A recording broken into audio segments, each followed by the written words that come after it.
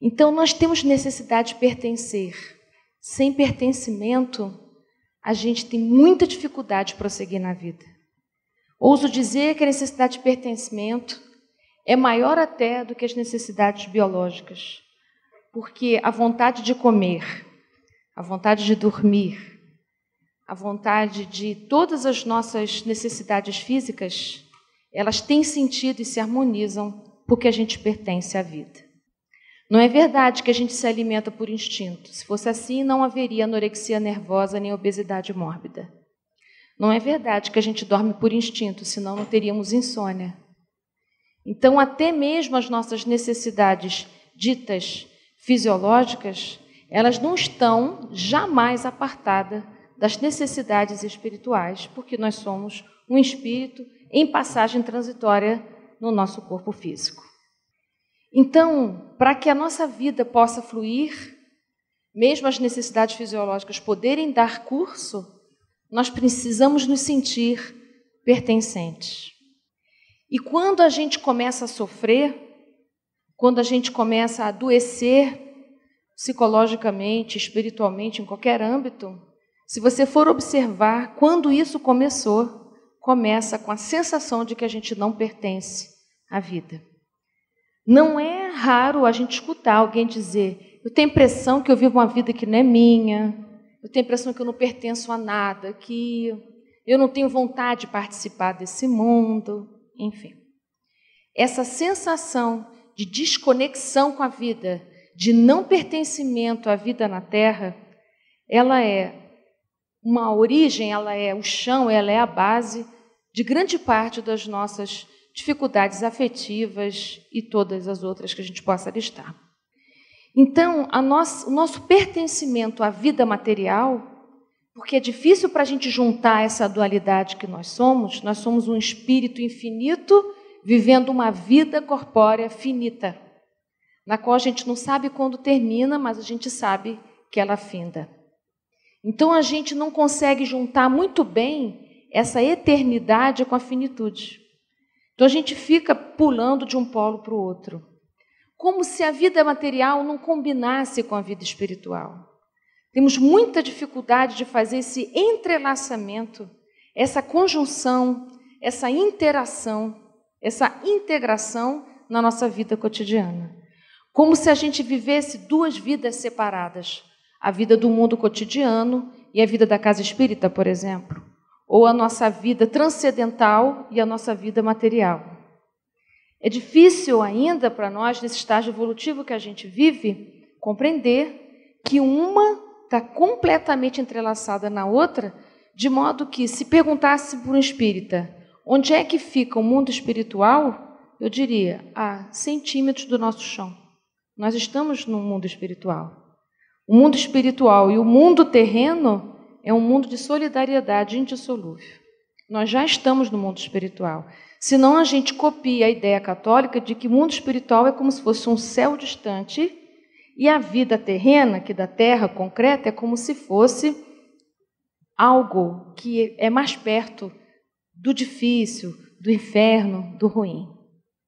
Então, essa junção que o Espiritismo traz para a gente, de que a vida material ela abre condição de amadurecimento espiritual, ainda é algo que estamos em processo de aprendizado. Imagina o que é para nós, espíritos milenares que somos, juntar as tantas, inúmeras identidades que nós já tivemos. Quantos eus tem aqui dentro da gente? Para lá de 200, para lá de 300. Não faço a menor ideia quantos eus tem aqui dentro de mim.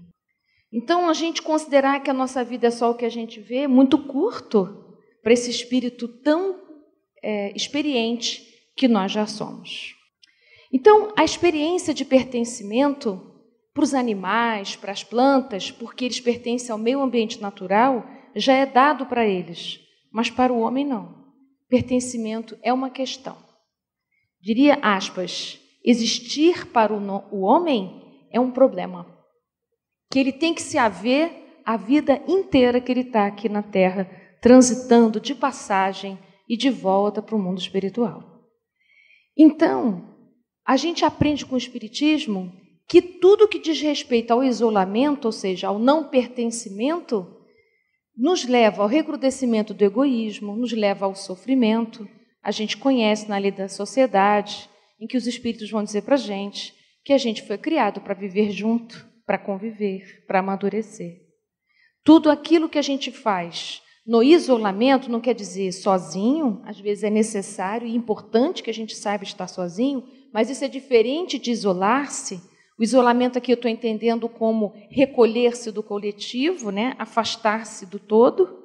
No isolamento, a gente tem um fortalecimento das nossas fantasias, dos nossos excessos mentais, enfim, né? O que nos adoece.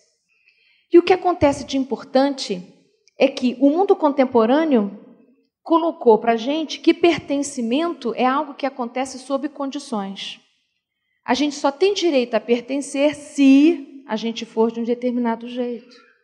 Então, a gente precisa ter determinados cursos para pertencer, temos que ter determinadas habilidades afetivas para pertencer, nós temos que tanta coisa para pertencer que a gente está sempre na ameaça de perder o pouco pertencimento que a gente conquista.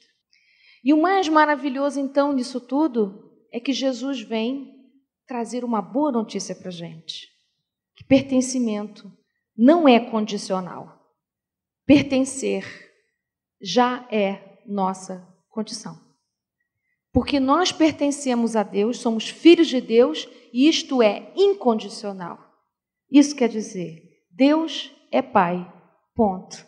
Nós somos filhos de Deus e pertencemos, e temos direito à misericórdia divina, independente de quem somos, do que fazemos, do que possamos agir na nossa vida cotidiana.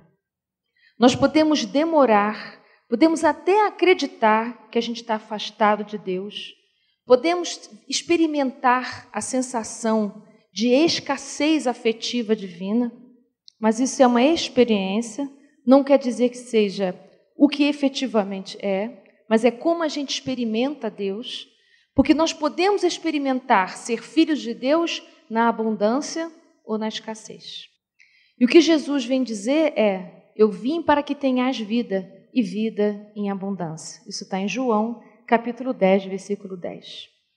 Quando Jesus afirma isso, eu vim para que tenhas vida, ele está dizendo, quando a gente se conecta com essa verdade universal, que somos filhos divinos, nós já estamos respirando abundância.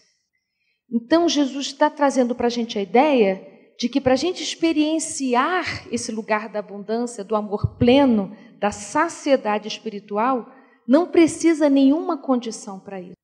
Então, pertencer para nós, que já é a nossa essência e deveria ser uma verdade clara para nós, ainda é um exercício para a gente.